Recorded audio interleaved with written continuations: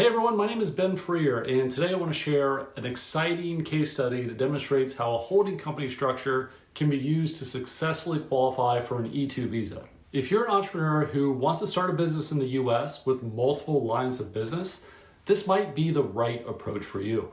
Let's dive into the details of how a Canadian entrepreneur leveraged a holding company, navigating the E-2 process, and received approval after a successful E-2 visa interview.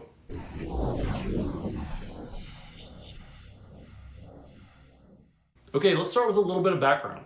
Our client, a Canadian citizen and experienced business leader, wanted to start a new business in the United States. To do this, he established a US holding company which owns 100% of the US operating company. This operating company oversees two distinct lines of business: an insurance agency that provides personalized insurance services, and a business consulting firm offering a range of advisory services for companies. With my client's impressive background in financial services and strategic leadership, he was well positioned to manage these operations. Now let's talk about why the holding company approach can work so well. In this case, the holding company owns one operating company, which was fully supported by the necessary investment. However, one of the big advantages of a holding company structure is the flexibility that it provides.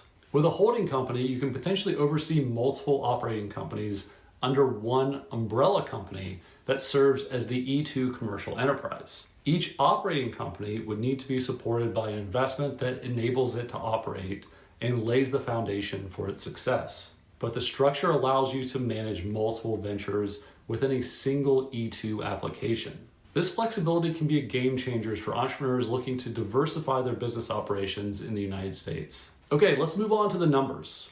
To qualify for the E-2 visa, our client needed to show that he made a substantial at-risk investment in the business. He invested $41,000 of his personal funds into the holding company, with $35,000 already spent on critical startup costs for the two lines of business, including licensing and registration fees for the insurance agency, infrastructure development for the consulting business, and initial foundational marketing assets for both lines of business. All right, so let's break down how the holding company met the E-2 visa requirements. First, there was a substantial investment. While the total investment might seem modest, it exceeded the startup needs of both lines of business and therefore qualified as substantial.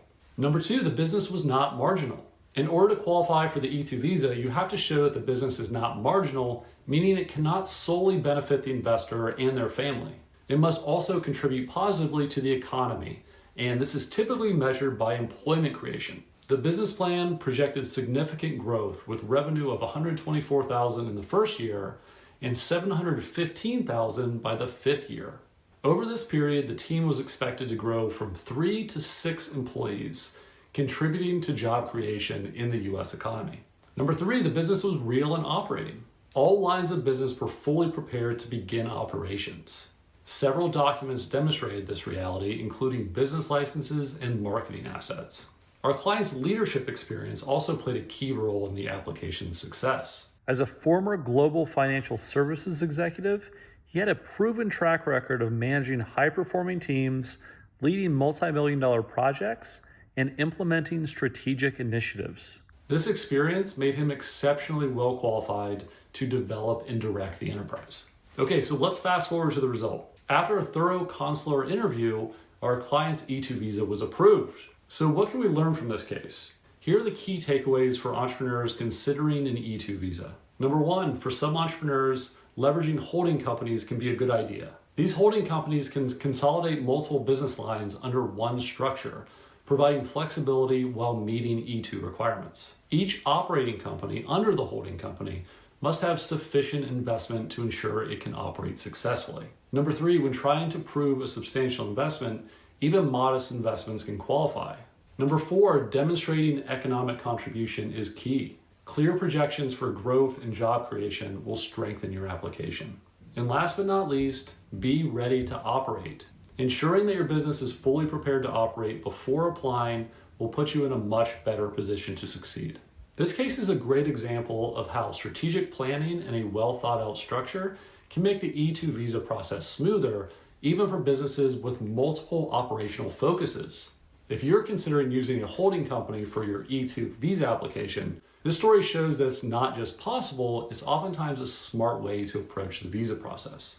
If you have any questions or want to know more about the E-2 visa, you can reach out to one of the many talented E-2 visa lawyers that you can find across the globe.